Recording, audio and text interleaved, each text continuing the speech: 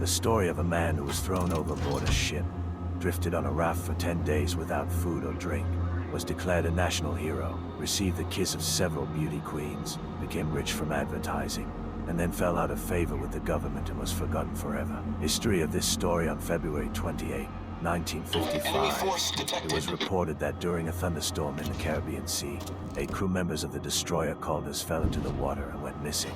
The ship sailed from the American port of Mobile, where it was repaired, to the Colombian port of Cartagena, where it arrived exactly on schedule 2 hours after the tragedy. The search for the missing sailors began immediately, and not without the assistance of American soldiers who control the Panama Canal Zone and are engaged in other charitable activities in the southern Caribbean. After 4 days, the search ended and the missing sailors were officially declared dead. However, a week later, one of them, barely alive, turned up on a deserted shore in northern Colombia, having drifted for 10 days on a raft without water or food. His name was Luis Alejandro Velasco.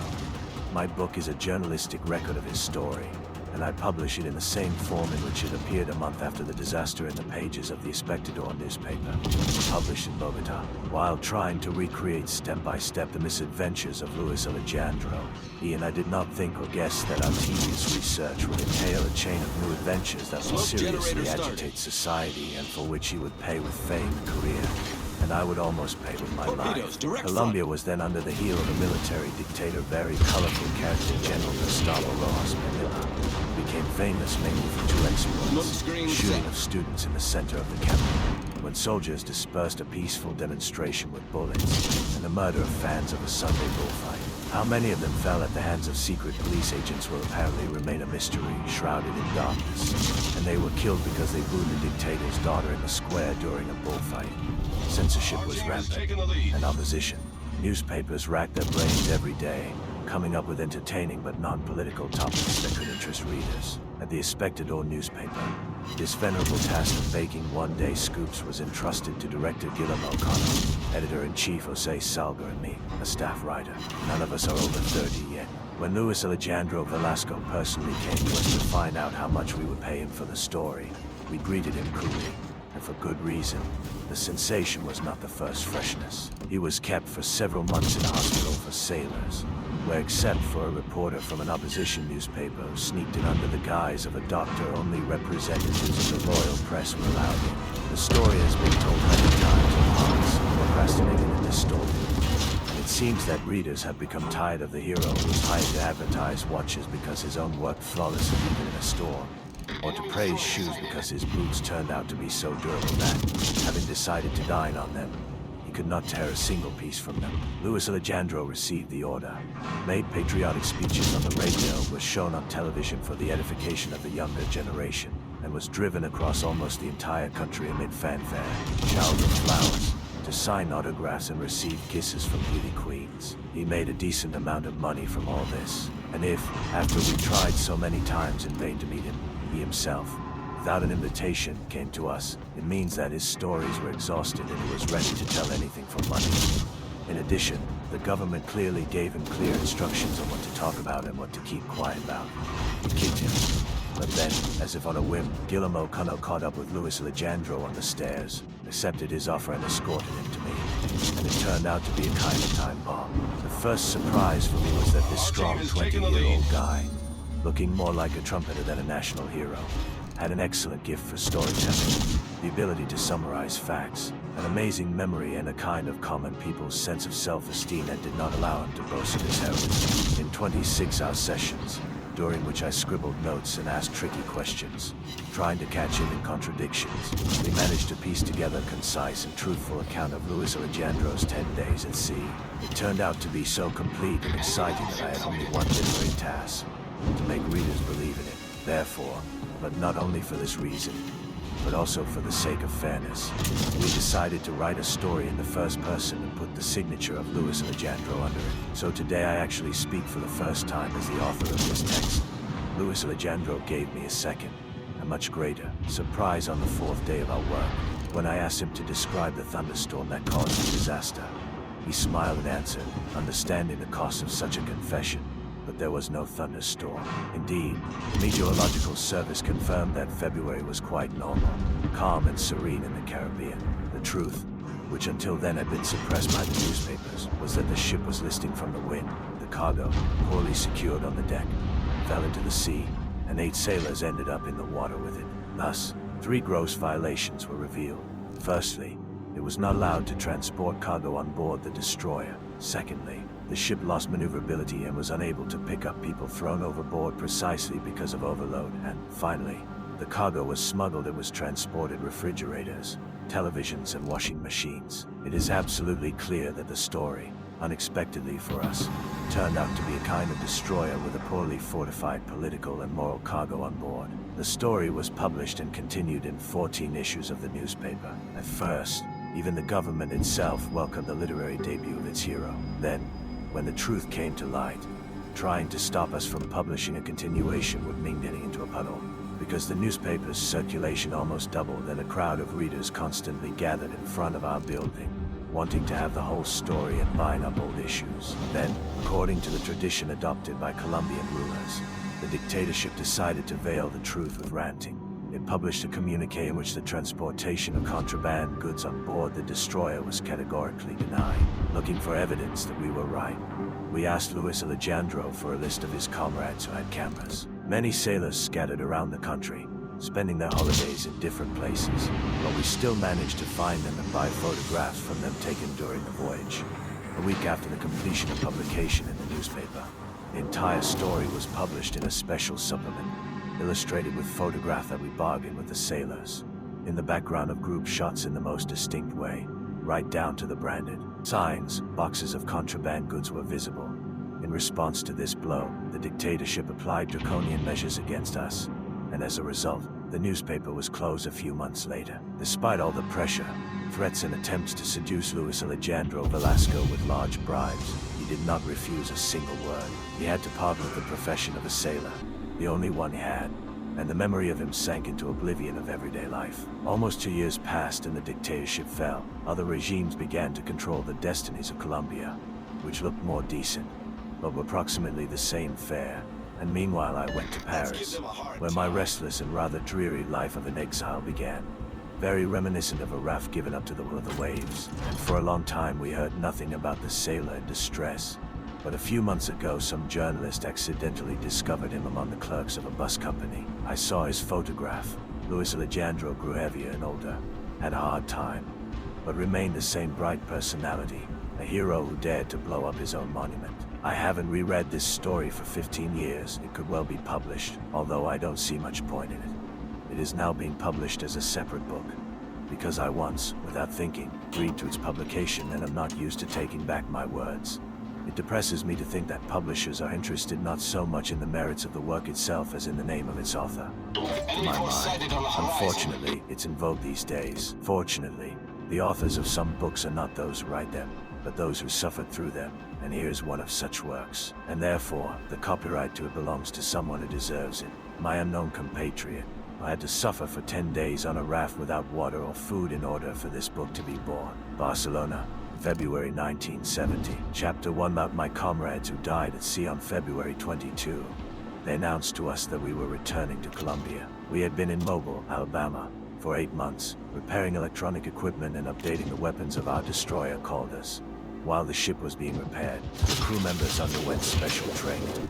On our free days, we did what sailors usually do on land.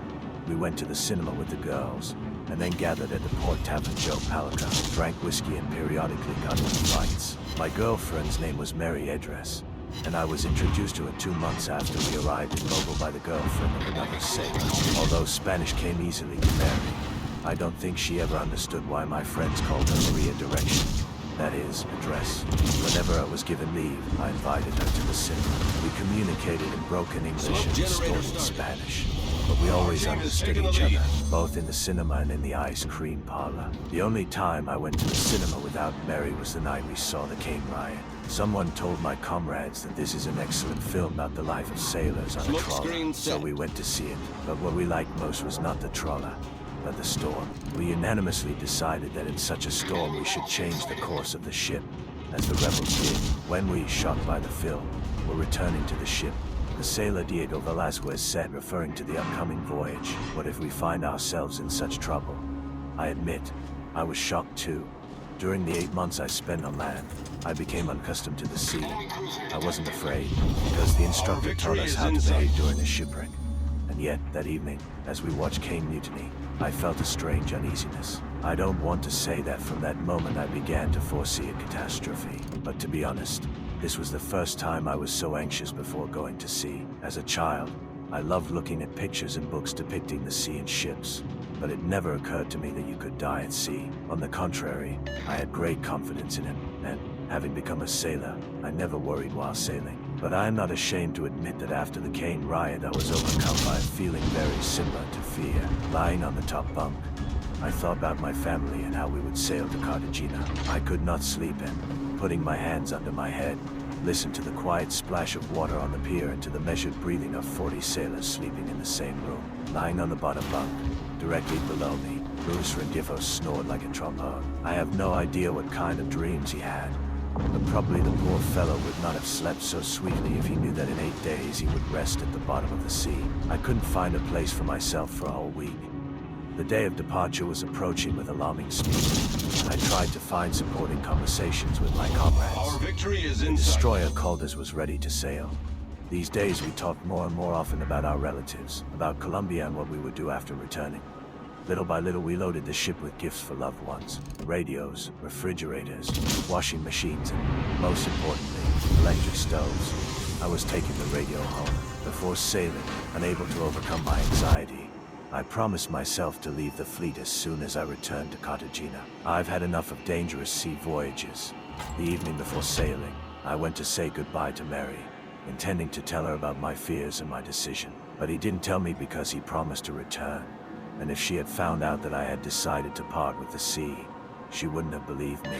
The only one with whom I shared my thoughts was my close friend, senior sailor Ramon Herrera, who admitted in response that he, too, intended to quit naval service immediately upon arrival in Cartagena. Sharing our concerns with each other, Ramon Herrera, Diego Velasquez, and I went to Joe Pelucas for a goodbye glass of whiskey. However, instead of a glass, they persuaded us to drink 5 bottles. Our girlfriends, with whom we spent almost every evening, knew that we were leaving and decided to say goodbye to us, pour out their grief with wine, and, in gratitude for all the good things, celebrate our departure. The leader of the orchestra, a serious man with glasses that made him look completely different from a musician, ordered his guys to perform tango and mamba in our honor all evening, for some reason considering them Colombian music. Our girlfriends cried and drank whiskey, $1.50 a bottle.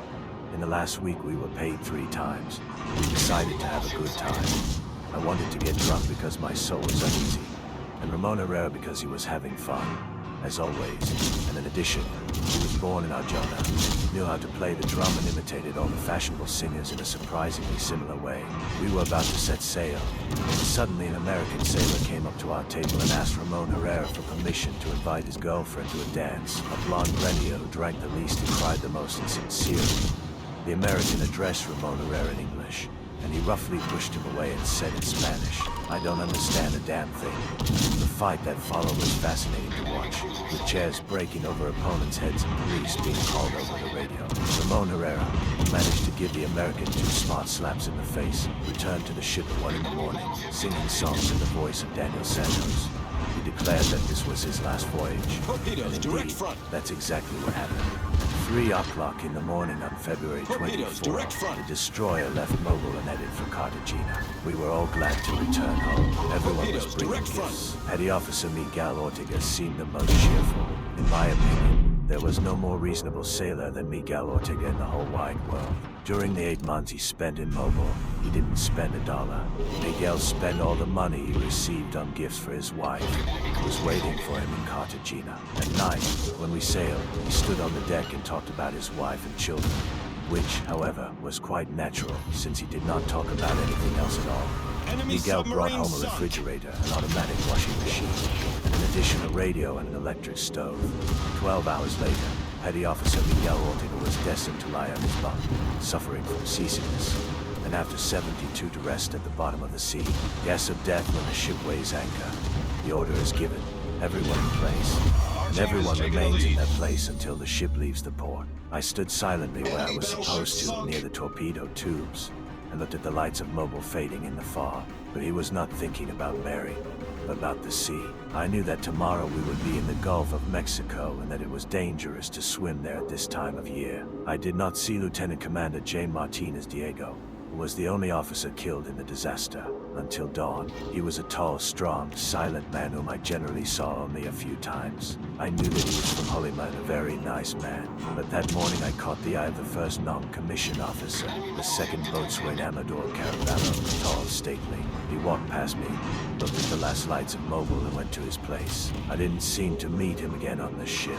None of the crew members of the Caldas expressed their joy at the return more vigorously than the chief mechanic, non-commissioned officer Elias Sabalo. He was a real sea wolf, small, stocky, all-tan, and very talkative. He would soon be 40 years old, and he probably babbled half of it. Non-commissioned officer Sabalo was happy for a reason. His wife and 6 children were waiting for him in Cartagena, but he had never seen the 6th one. The baby was born while we were stuck in Mobile. Until dawn, everything went completely smoothly. In just an hour, I got used to being on the ship again. The distant lights of Mobile were lost in the haze that heralded a calm day, and the sun was rising in the east. Now I felt not anxious, but tired. I didn't sleep all night, and I was thirsty, and I didn't even want to think about whiskey.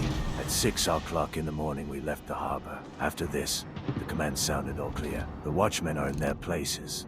Having heard the order, I immediately went to bed. Below, under my bunk, Luis Rendifo sat rubbing his eyes, tried to wake up. "Where are we now?" he asked. I said that we had just left the port. Then he climbed up to the bed and tried to sleep. Luis Rendifo was a true sailor. He was born in Choco, far from the sea, but love for him was in Luis' blood. When the Caldas went into repairs in Mobile, Luis Rendifo was not yet on the team. He took a weapons course in Washington. Luis was serious, very diligent, and spoke English as well as Spanish. On March 15, he graduated as a civil engineer. There, in Washington, he married a Dominican woman in 1952. When the destroyer Caldas was repaired, Luis Rendifo came from Washington to Mobile and took a job on the ship. A few days before sailing, he told me that when he returned home, the first thing he would try to do was bring his wife to Cartagena. Since Luis Rendifo had not swum for a long time, I was sure that he would get seasick. That first morning, while getting dressed, he asked me, "Well, aren't you throwing up yet?" I answered no. Then Rendifo said, "In a couple of hours you'll be lying around with your tongue hanging out. It's not me, it's you." I objected, and he retorted, "The sea would rather turn me inside out than me." Lying on the bed and trying to take a nap, I again remembered the storm, and the fears that tormented me the day before came to life again. Worry again, I turned to the already dressed Luis Rendifo and said, "Look, y'all still jinx it." Chapter 2: My last moments on board the Beast. Not a ship, we are already in the bay. One of my comrades told me on February 26, when I was getting ready for breakfast. The day before I was a little worried. What kind of weather waits us in the bay? But, despite the slight rolling, the destroyer sailed easily. I thought with joy that my fears were unfounded, and went out on deck. The shore was already out of sight. All that was visible as far as the eye could see was blue sky and green sea. There was peace and quiet all around. However, on the forecastle sat a pale and haggard Miguel Ortega, suffering from seasickness. It started a long time ago, when the lights of Mobile were still looming in the distance, and for a whole day Sergeant Miguel Ortega could not stand on his feet, although swimming was nothing new to him. He served in Korea, on the frigate Admiral Padilla, sailed a lot and got used to the sea, and yet, despite the calm in the bay, he felt very bad. It seemed that Miguel was about to give up the ghost. His stomach did not accept any food, and we, his watchmates, sat him in the stern or on the deck, where he sat all the time until it was time to return to the forecastle. There he lay down on his stomach and lay with his face turned towards the passage between the bunks, waiting for the next attack of vomiting.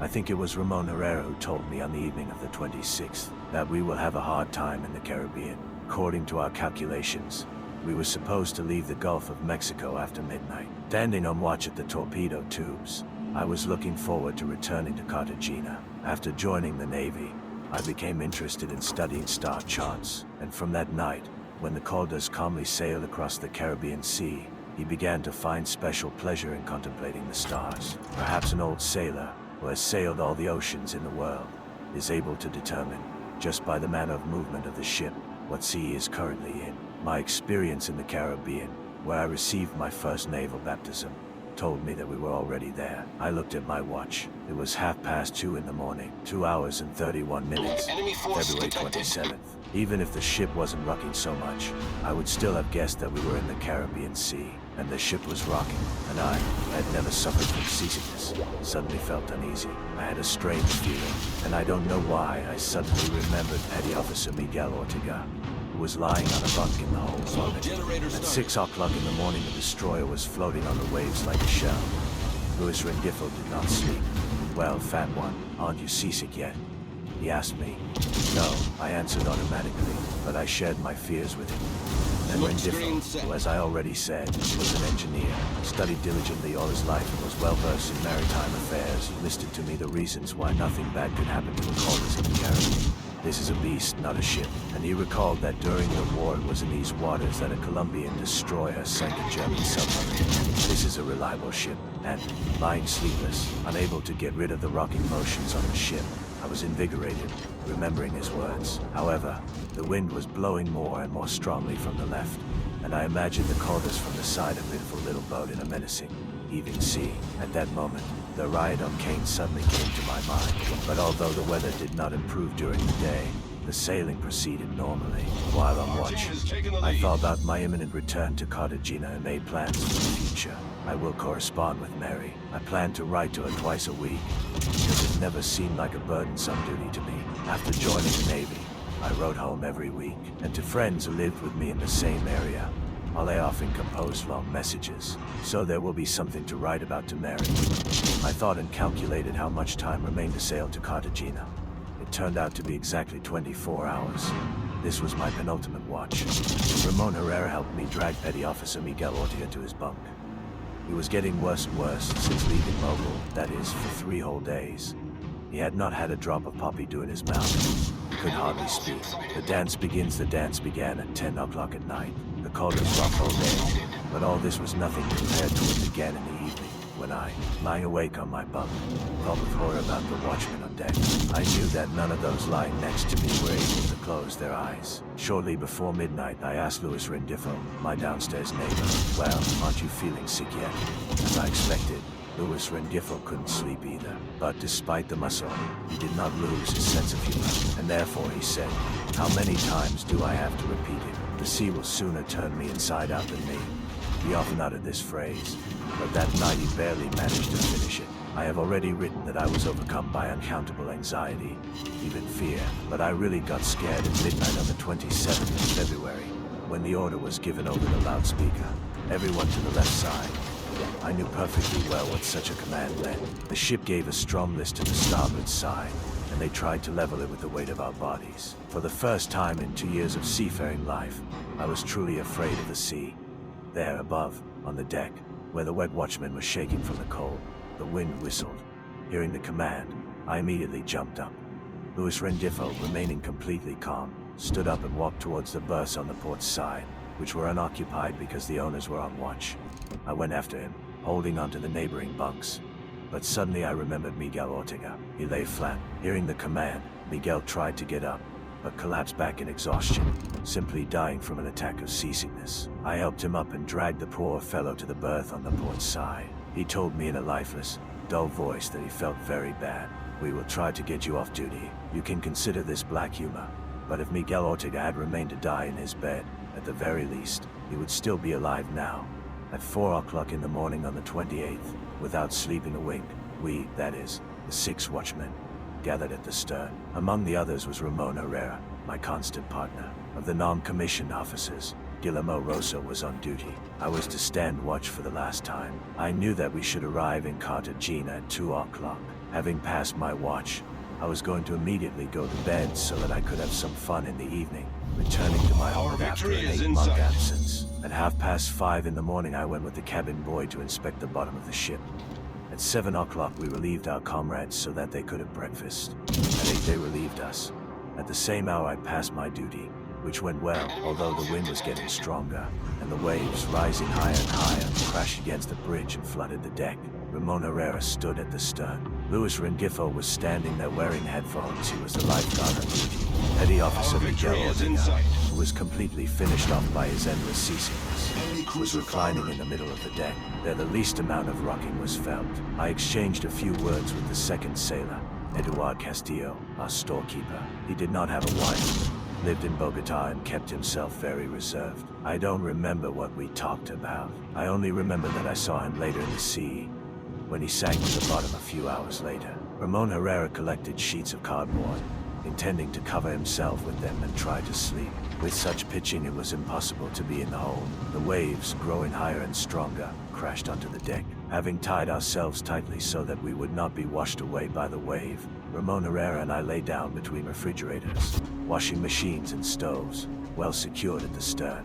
Lying on my back, I looked at the sky. In this position, I felt calm and had no doubt that in just a couple of hours we would find ourselves in Cartagena Bay. There was no thunderstorm. The day turned out to be completely clear. Visibility was complete, and the sky was blue and bottomless. Even my boots didn't pinch me anymore, because when I passed my watch, I took them off and put on boots with rubber soles. A minute of silence. Luis Rengifo asked me what time it was. It was 11:30, an hour ago. The ship began to tilt, almost falling onto the left side. The same order was heard from the loudspeakers as at night. Everyone get on board. Ramon Herrera and I did not move, because that was where we were. Before I had time to think about Petty Officer Miguel Ortega, whom I had just seen on the starboard side. He rose in front of me, staggered over to our side and stretched out on the deck, completely exhausted from seasickness. At that moment, the ship tilted terribly and fell down. I lost my breath. A giant wave crashed onto us and washed us from head to toe. Slowly, with great difficulty, the destroyer righted itself on the waves. Luis Rengifo, who was on watch, was whiter than a sheet. He said nervously, "Gee, the vessel, what good? Will capsize." It was the first time I saw Luis Rengifo get nervous. Ramon Herrera, soaked to the skin, who lay next to me, was thoughtfully silent. There was deep silence. Then Ramon Herrera said, "If they order to cut the ropes and throw the cargo overboard, I will be the first to rush to carry out the order." It was 10 minutes to 12. I also thought that the command to cut the ropes was about to come. As they say, dump the ballast if the order was given. Radios, refrigerators and stoves would immediately go into the water. It occurred to me that then we would have to climb back into the cockpit, because by throwing off the refrigerators and stoves, we would lose reliable shelter. Without them, the ship continued to fight the waves, but each time it tilted more and more. Ramon Herrera rolled out a tarpaulin and covered himself with it. A new wave, even more powerful than the previous one, rushed at us, but we had already ducked under the canopy. Wading out the wave, I covered my head with my hands.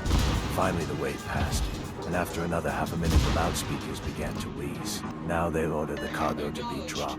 However, the team turned out to be different. A calm, confident voice said, "Everyone on deck must put on life belts." After the impact of each big wave, I felt first a terrible emptiness, and then a bottomless silence. I glanced at Luis Rengifo, who had put on his life belt and was adjusting his headphones. Then I closed my eyes and clearly heard the ticking of my watch. I listened to him for about a minute. Ramon Herrera didn't move. I figured it must be 11:45 now. It's a 2-hour walk to Cartagena. The next second, the ship seemed to hang in the air. I freed my hand to see what time it was, but I didn't see either my hand or my watch. However, I didn't see the wave either. I just felt that the ship was turning over and the boxes I was holding onto were moving in all directions. In an instant, I was on my feet. The water was up to my neck. I saw a green Luis Rengifo, who silently, with his eyes bulging, tried to get out of the water. He held the headphones in his outstretched hand. Then a wave covered him headlong, and I swam upward. Trying to emerge, I swam for 1, 2, 3 seconds. I swam. I didn't have enough air. I was out of breath. Swimming to the surface, I saw only the sea. A moment later, about 100 meters from me, a ship emerged from the waves, from which water flowed in streams, like from a submarine. Only then did I finally realize that I had been thrown overboard.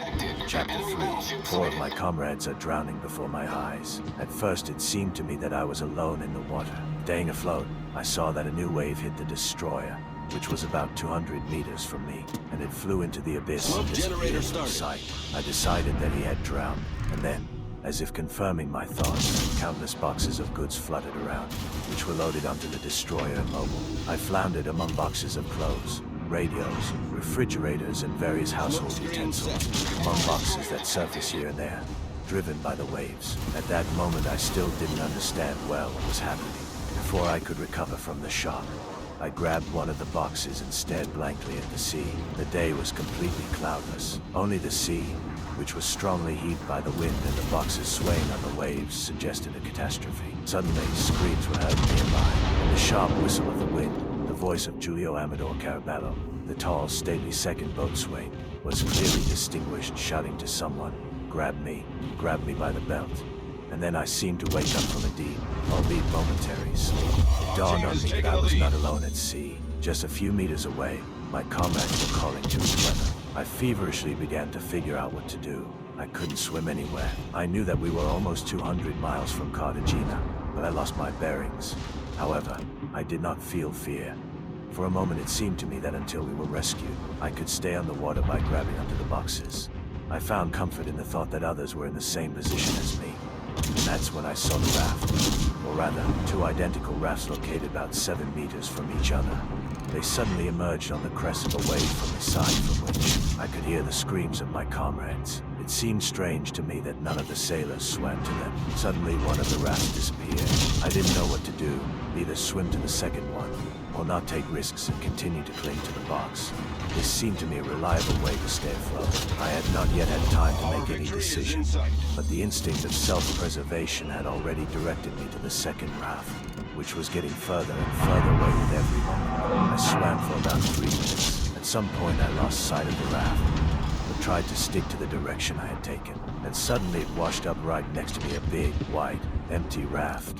I grabbed onto the hemp net with all my might and tried to climb onto him. I succeeded only the third time. Already on the raft, out of breath, not knowing where to go from the whipping cold and merciless wind, I made a huge effort over myself and stood up. And when I got up, I saw my comrades nearby who were trying to swim to the raft. I recognized them immediately. Doorkeeper Eduard Castillo tenaciously held Julio Amador Carabello, who was wearing a life belt, by the neck because he was on watch at the time of the disaster. Julio Amador shouted, "Hold on tight, Castillo."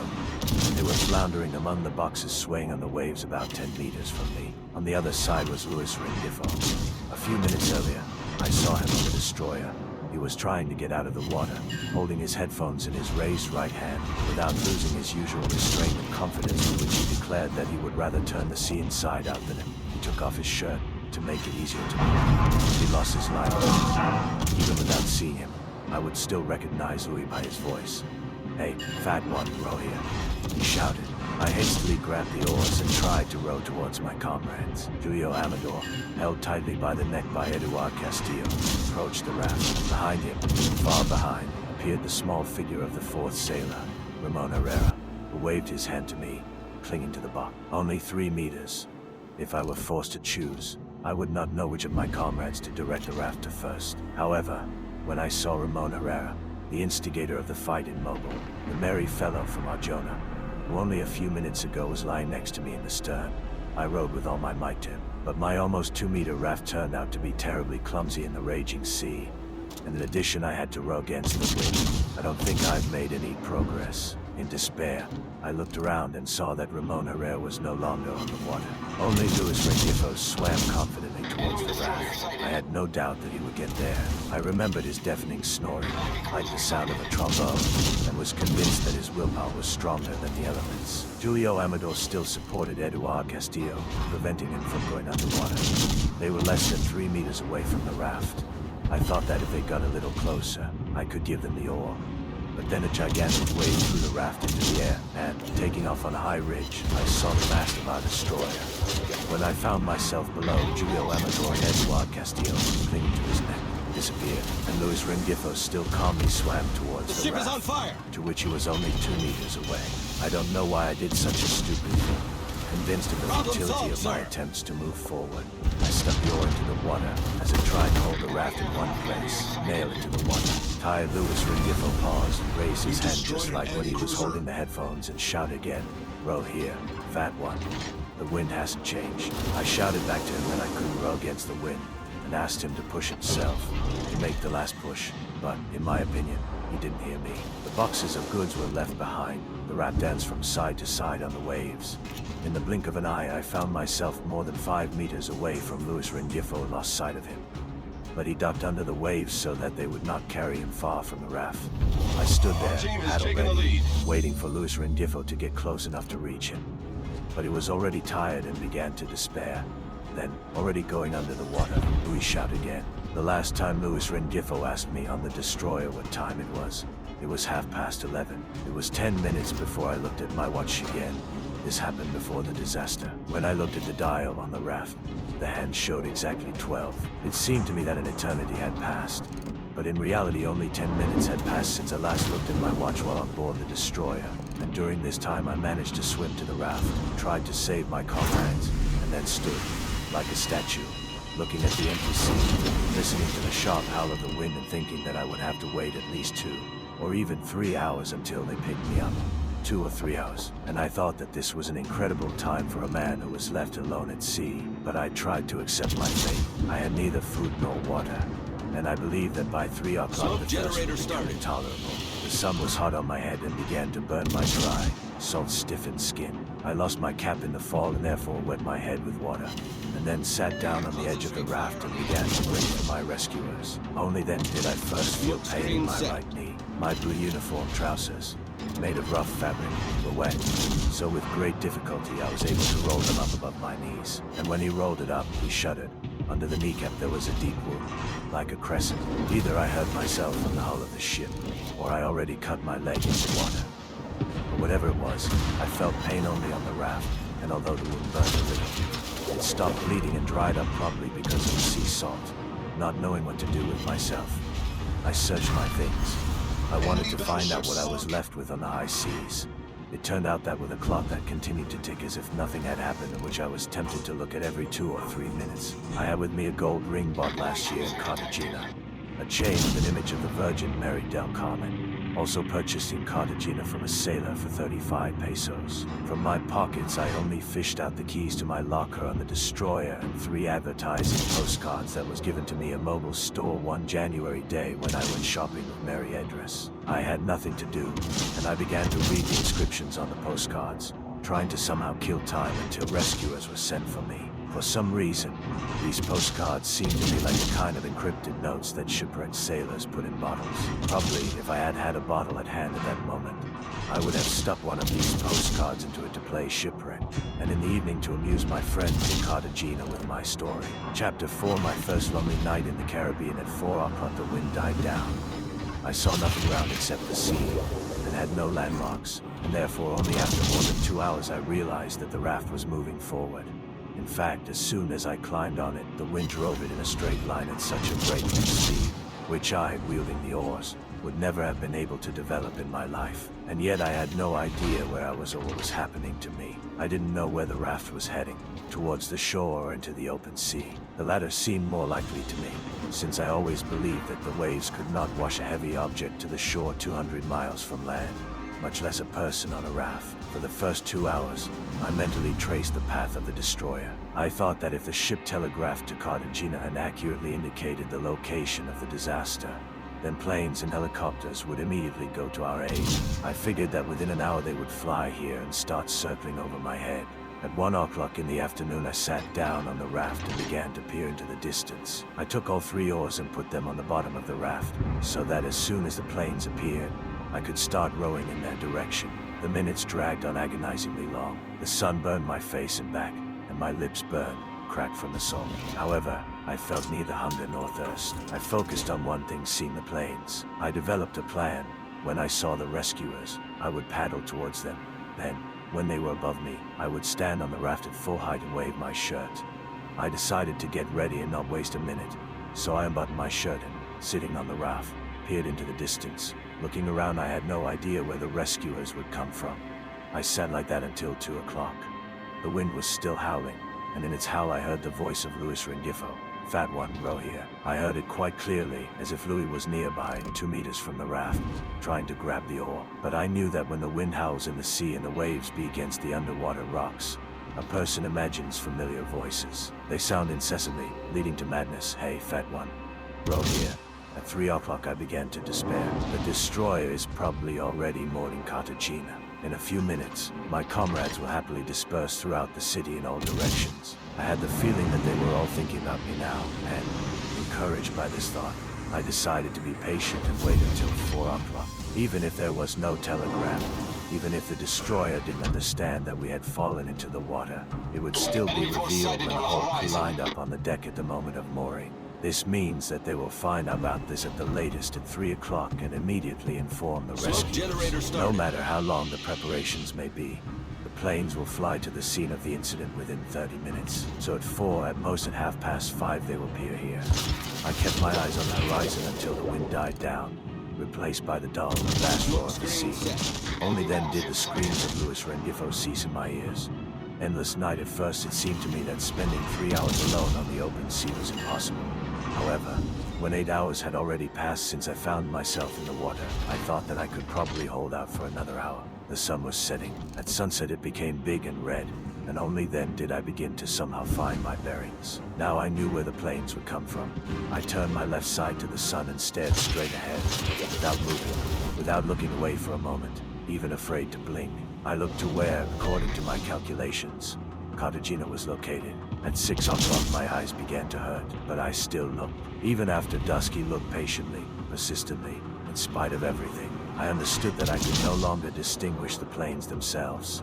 I would only see green and red lights flying across the sky and hear the noise of the engines. I dreamed of seeing these lights, without thinking that in the dark I would not be noticed from airplanes. Suddenly the sky turned red, and I still peered into the distance. Then it turned dark purple, and I still didn't take my eyes off the horizon. To the side, above the raft, like a yellow diamond, in the sky as dark as red wine, the first bright star lit up. This seemed to serve as a kind of signal.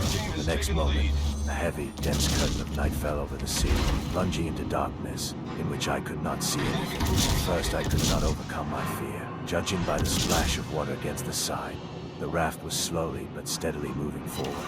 Now that the sea was shrouded in darkness, I realized that I had not been so lonely during the day. It turned out to be much worse to sit in the dark on a raft, which I did not see, but only felt under my feet, which silently glided across the black, very black sea, inhabited by unknown creatures. To brighten up the loneliness, I began to look at the square dial of the clock. It was 10 minutes to 7. Not soon. Oh, how not soon after 2 hours, or even 3, it became 5 minutes to 7. When the minute hand crawled towards 12, the clock showed exactly 7, and the sky was dotted with myriads of stars. But I had the feeling that an eternity had passed and that it was about to begin to get light. I still stubbornly waited for the planes. It became chilly. Being on a raft, you can't help but get wet. Even if you sit on board, your feet will still end up in the water, because the mesh bottom sags under the water, like a basket, by more than half a meter. At 8 in the evening it was darker in the water than in the air. I knew that at the bottom of the raft I was not afraid of sea animals, because the net attached below did not allow them to get inside. But it's one thing to teach and believe what you learn in class. When the instructor shows you the structure of a raft on a small model and you sit on a bench, and another 40 of your comrades are sitting next to you, and it happens at 2 o'clock in the afternoon. But when at 8 in the evening you are alone at sea and have nothing to hope for, you begin to think that the instructor's words are absolutely meaningless. The main thing is that half my body was in the water, in a world where it was not people who ruled, but sea creatures. And although the icy wind tore my shirt, I did not dare to get off board. According to the instructor, this is the most dangerous place on the raft, and yet, only there did I feel at least a little protected from sea creatures and huge, unknown creatures that, judging by the mysterious sounds, were swimming past the raft. That night I could hardly see Ursa Minor in the tangled and endless web of stars. I have never seen such a starry sky. There was almost no free space on it, and having seen the Little Dipper, I was already afraid to take my eyes off her. I don't know why, but looking at her, I felt less alone. In Cartagena, when we were given leave, we met the dawn on the Manga Bridge. Ramon Herrera sang, imitating Daniel Santos, and someone accompanying him on the guitar. Sitting on the stone parapet, I always saw the Little Dipper over the slope of the Cerro de la Popa mountain. That night on the raft, I suddenly felt for a moment that I was on the Manga Bridge. It seemed to me that Ramon Herrera was singing with a guitar nearby, and Ursa Minor was shining not in the open sea, 200 miles from land, but above the Cerro de la mountain. But I thought that, probably, now someone was looking at the Little Dipper in Cartagena. and I felt less lonely. My first night at sea was particularly long due to the complete lack of events. It is impossible to describe the night on a raft, when nothing happens and you're insanely afraid of sea creatures. And on your hand there is a phosphorescent watch that constantly attracts your gaze. On the 28th of February, the night that marked the beginning of my wanderings on the sea, I looked at my watch every minute. It was pure torture. In desperation, I decided to take them off and put them in my pockets so as not to be dependent on time. When I could no longer fight myself and took them out again, the hand showed 20 minutes to 9. I didn't feel like eating or drinking yet. I had no doubt that I would hold out until tomorrow, until the planes arrived. But I was afraid that the clock would drive me crazy. In anguish, I took them off my wrist, intending to put them in my pocket again. Then I thought that it would be better to throw them into the sea. I hesitated, not knowing what to do, but then I got scared. The thought occurred to me that without a watch my loneliness would become unbearable. I put them on my hand again and continued to look at the dial every now and then as persistently as I looked at the horizon during the day, waiting for planes, until my eyes hurt. After midnight I wanted to cry. I didn't sleep a wink for a moment, but I didn't even try to sleep, with the same hope with which I waited for the appearance of planes during the day. Now, at dawn, I tried to distinguish the lights of the ships. For an hour I devoured the sea with my eyes calm and silent. However, I did not see any lights, except, so to speak, heavenly lamps. At dawn it became noticeably colder, and it seemed to me that my body was radiating a radiance, as the solar energy that had accumulated in me during the day was bursting out. In the cold, the burned skin burned even more. After 12, my right knee again, and I physically felt that I was wet to the bone. But all these sensations were dull. I was thinking not so much about myself as about the ships. And I also thought that as soon as I saw even one light of a ship in this boundless kingdom of loneliness, in this dully rumbling sea, I would let out a cry that would be heard far away. Our daily light had dawned much faster than it happens on land. The sky turned pale, the stars gradually melted, and I kept turning my eyes from the clock to the horizon. The contours of the sea were outlined. 12 hours passed, but somehow I couldn't believe it. I couldn't believe that night was equal to day. Spend a night at sea, sitting on a raft and constantly looking at your watch, and you will understand that the night is immeasurably longer than the day. And when it finally starts to get light, you will be so exhausted that you won't even notice the dawn. This is exactly what happened to me the first night on the raft. When it dawned, I didn't care anymore. I didn't think about water or food. I didn't think about anything until the wind got warmer and the sea became silky and golden. I didn't sleep a wink all night, but then I suddenly woke up. When I lay down, stretched out on the raft, my bones ached. The skin was burning, but the day was warm and clear, and in the bright light, with the rustling of the rising wind, I felt a surge of new strength. I could weigh again. I had the feeling that I was not alone at all. For the first time in 20 years of my life, I felt happy. The raft, as before, floated somewhere forward. However, I could not determine how much it had advanced during the night, because the panorama around did not change, as if the raft was dangling in one place. At 7 o'clock in the morning, I remembered the destroyer. They were having breakfast there at that time. I imagined my comrades sitting at the table and eating apples. Then they would be served eggs, then meat, then bread and coffee and milk. My mouth watered and my stomach dropped. To drive away thoughts of food, I climbed up to my neck into the water at the bottom of the raft. It cooled my sunburned back, and I felt a surge of strength and vigor. I sat for so long and kept asking myself, why, instead of lying on the bunk, did I drag myself to the stern with Ramon Herrera? I recreated the tragedy in detail in my memory and came to the conclusion that I behaved like a fool. I became a victim of the disaster purely by accident, because I was not on watch and was not required to hang around on deck. I thought that I was just very lucky. Again, I felt a slight pang of conscience. But looking at his watch, he calmed down. The day passed quickly. It was already 11:30. A black speck on the horizon, it was approaching noon. And so I again remembered Cartagena. It's impossible that the ship didn't notice my disappearance. At some point, I even regretted that I climbed onto the raft. I imagined that my comrades had been rescued long ago and only I could not be found, since the wind carried the raft to the side. I even complained about the fate of this raft, but before I had time to properly ponder this thought, I saw a black speck on the horizon. Having fixed my eyes on it, I sat down on the raft. It was 10 minutes to 12. I looked so intently at the sky that dozens of rainbow spots danced before my eyes from tension.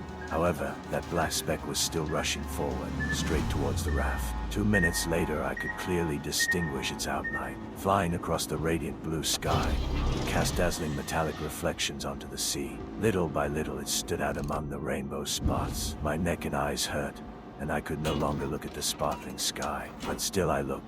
The speck was bright, fast and rushing straight towards the raft. I didn't feel happy at that moment, and no other violent emotions either. Standing on the raft and looking at the approaching plane, I reasoned extremely sensibly and was unusually calm. I calmly took off my shirt. I was sure that I knew exactly at what moment I needed to give the signal to the pilot. I stood there for 1, 2, 3 minutes, holding my shirt in my hand, waiting for the plane to fly closer. He rushed straight towards the raft. I raised my hand and waved my shirt, perfectly hearing the roar of the engines. It grew, vibrated, and drowned out the roar of the waves. Chapter 5. A comrade appears on my raft. I frantically waved my shirt for at least 5 minutes, but he soon realized that he was mistaken. The plane was not flying towards the raft at all. When I saw the growing black dot, it seemed to me that it would fly over my head, but it flew very far and so high that it was impossible to notice me from the plane. Then the plane described a wide circle, turned around and flew back. Standing under the scorching sun, I looked at the black dot, looked mindlessly until it completely merged with the horizon. Then I sat down again. I felt unhappy, but I had not yet lost hope and decided to think about how to escape from the sun. First of all, I had to protect my back from the sun's rays. It was 12 o'clock in the afternoon. I spent exactly 24 hours on the raft. I lay down on the edge of the raft and put my wet shirt over my face. I didn't want to fall asleep, knowing how dangerous it was to doze off on board the raft. I began to think about the plane. Maybe it wasn't looking for me at all. I couldn't determine what kind of plane it was. Lying on board the raft, I experienced the pangs of thirst for the first time. My mouth was filled with thick saliva and my throat was dry. I was tempted to drink seawater, but I knew it would be even worse. Then, later, you can drink, but just a little. Suddenly I forgot about thirst. The rumble of the second plane was heard directly overhead, drowning out the roar of the waves. I got excited and stood up. The plane was approaching from the same place the first one had come from, but now it was heading straight towards the raft. When he flew over me, I waved my shirt, but he flew too high. He rushed past and disappeared into the distance. Then he returned, and his silhouette appeared on the horizon. The plane was flying back. They're looking for me, I said to myself, and stood waiting on board. Something began to become clearer.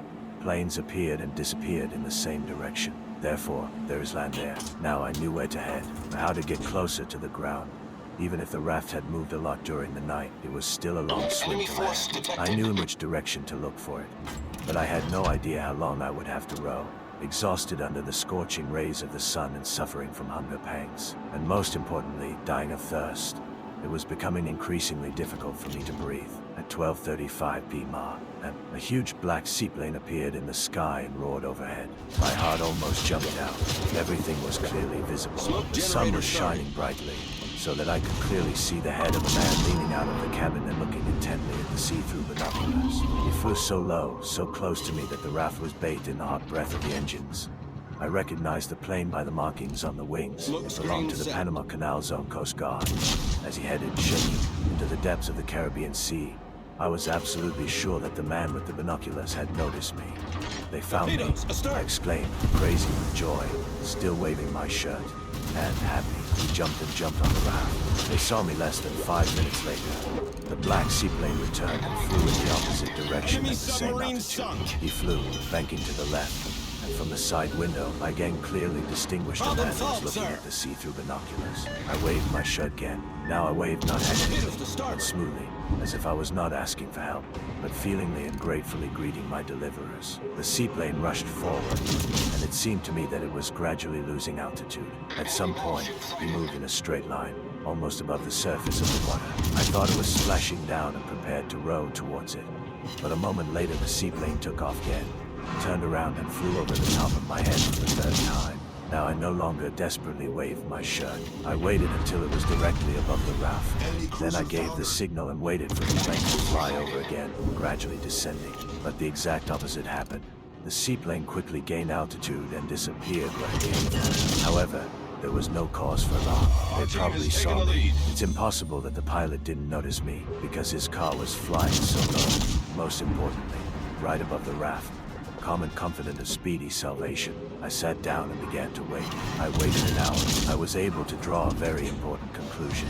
The first two planes undoubtedly arrived from Cartagena. The black one disappeared in the direction of Panama. I calculated that by rowing in a straight line and slightly deviating from the direction of the wind, I could get to land somewhere in the area of the Talbot Resort. It was located approximately halfway between the two aircraft starting points. According to my calculations, I should have been rescued within an hour. However, an hour passed, and the blue, clear and absolutely serene sea was still deserted. Another 2 hours passed, and another hour, and another, and during the whole time I never moved from the side. I sat tense and, without blinking, looked into the distance. At 5, the sun began to sink towards the horizon. I haven't lost hope yet, but am worried. I was sure that I had been spotted from the plane, but I couldn't understand why so much time had passed without anyone coming to my aid. My throat is dry. It became more and more difficult to breathe every minute. I gazed detachedly into the distance, but suddenly, unexpectedly for myself, I jumped and fell to the bottom of the raft. Slowly, as if lying in wait for his prey, a shark's fin slid past the side. Sharks arrive at 5 sharp. It was the first living creature I saw during my stay on the raft, almost 30 hours. The shark fin inspires horror because we know the bloodthirstiness of this creature. However, it looks completely harmless. It is not at all associated with the image of an animal, much less a predator. Shark fin is brown and rough, like tree bark. When I saw him cutting through the water near the raft, I got the feeling that he tasted cool and bitter, like tree sap. The clock already showed 5. At sunset the sea was calm. Several more sharks slowly swam up to the raft, and they snorkeled back and forth until it was completely dark. The light faded, but I felt that sharks were scurrying around the raft even in the dark, cutting the calm surface of the water with the blades of their fins. From that day on, I was careful not to sit on the edge of the raft after 5. The next day, and the day after that, and the next, and the next, I was able to make sure that the sharks were extremely punctual. They swam at 5 o'clock and disappeared after dark. At sunset, the clear sea is a delightful sight. Fish of all sizes and colors swam up to the raft. Huge yellow-green fish, striped, brown and tiny red and blue fish swam after the raft until dusk. From time to time, steel lightning flashed. A stream of bloody water flew over the side, and pieces of fish, torn to pieces by sharks, momentarily appeared on the surface near the raft, and then countless small fish attacked her remains. At this moment I would sell my soul to the devil for even the tiniest piece from the shark's banquet table. It was my second night at sea, a night of hunger, thirst, and loneliness. Previously I stubbornly hoped for planes, but now I felt abandoned by everyone. That night I realized for the first time that I had to rely only on my will and remaining strength. One thing was surprising. I became weak, but not exhausted. I spent almost 40 hours without water or food and did not sleep for 2 days, because I did not sleep awake the whole night before the disaster. And yet he could row quite well. I again found the Little Dipper in the sky. He glared at her and waved his oars. The wind, however, was blowing in a different direction, not the one required, because I had to sail straight to Malaya. Thus, I secured 2 oars on board and began rowing at 10 o'clock. At first, I frantically waved the oars. Then he began to row more steadily, looking intently at the Little Dipper, which, according to my calculations, was shining directly above Cerro de la Palma. I knew from the splash of water that I was moving forward. Tired, I put down the oars and lowered my head to rest. Then he grabbed them with new strength and renewed hope. At 12 o'clock at night, I was still using the oars. Comrade on the raft around too, I was completely exhausted. Crossed my oars and tried to sleep. The thirst intensified. Hunger did not torment me. I was tormented by thirst. I was so tired that I put my head on the oar and dozed off. And suddenly I saw James Manyas sitting on the deck of the destroyer, pointing his finger towards the port. Argentinian James Manyas is one of my old naval friends. I often thought out my comrades who were trying to reach the raft. I wanted to know what their fate was, whether they reached another raft, whether they were picked up by a destroyer, or whether the pilots rescued them. But I never thought about James Manyas, and yet, as soon as I closed my eyes, a smiling James appeared in front of me. First he showed me where the port was, and then I saw him in the dining room. He was sitting opposite me, and in front of him was a plate of fruit and scrambled eggs. At first it was a dream. I closed my eyes, fell asleep for a few short moments, and James Manyas invariably appeared in front of me, in the same environment. In the end I decided to talk to him. I don't remember what I asked him then, and what he answered me to. I only remember that we were talking on the deck and that suddenly we were covered by a wave. That fatal wave that hit the ship at 11:55 a.m. I woke up in horror, clutching the rope net with all my might so as not to fall into the sea. But before dawn, the sky darkened. I couldn't sleep. I was so exhausted that I couldn't sleep. The opposite end of the raft sank into the twilight, but I still looked into the darkness, trying to at least see something. And it was then that I clearly saw James Manyas perched on the edge of the side. He was in work clothes, blue trousers and a shirt. His cap, on which Caldas was clearly red even in the dark, was placed slightly askew. "Hello," I said, not at all afraid. By God, in front of me was James Manjaris. By God, he was always here. If I saw him in a dream, it wouldn't even be worth mentioning. But the fact is that I had no sleep in either eye. I was absolutely sane and heard the wind